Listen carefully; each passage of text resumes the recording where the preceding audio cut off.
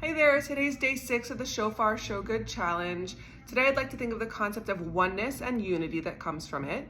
In the universe itself, the universe was created from one and blasted into many, many planets, many people, many animals, many construction sites, many of everything.